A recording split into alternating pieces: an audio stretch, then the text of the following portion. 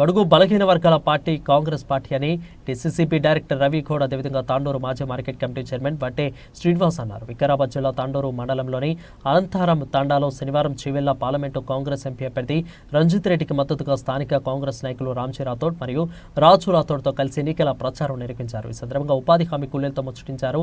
ఈ సందర్భంగా వారు మాట్లాడుతూ గ్రామీణ ప్రాంత ప్రజలు వలసల నివారణకు దేశవ్యాప్తంగా ప్రవేశపెట్టింది కాంగ్రెస్ పార్టీ అని అన్నారు.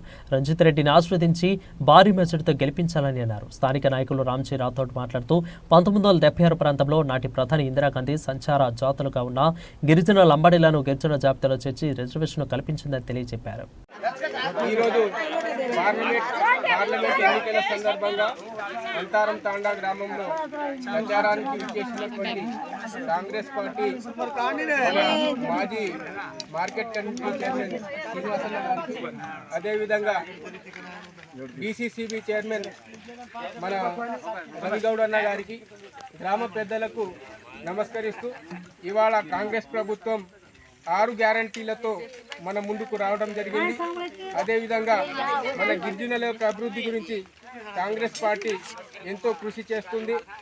మనం చూసుకున్నట్లయితే గతంలో కాంగ్రెస్ పార్టీ 1976లో మన గిరిజన జాబితాలో ఎస్టీ జాబితాలో చేర్చి మనకు రిజర్వేషన్ కల్పించడం జరిగింది.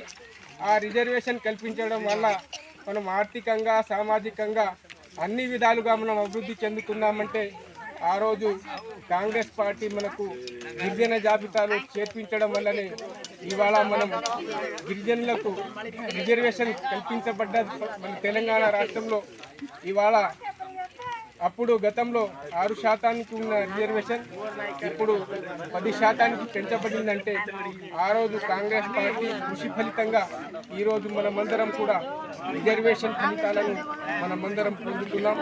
కాబట్టి ఈసారి ఈ యొక్క పార్లమెంట్ ఎన్నికల్లో మన పార్లమెంట్ అభ్యర్థి అయినటువంటి మన రంజిత్ అన్న గారికి మన అమూల్యమైన ఓటు వేసి మనమందరం కూడా గెలిపించవలసిన బాధ్యత మనందరిపైన ఉంది.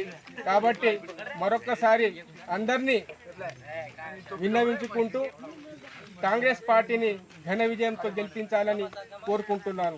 జై హింద్, జై కాంగ్రెస్.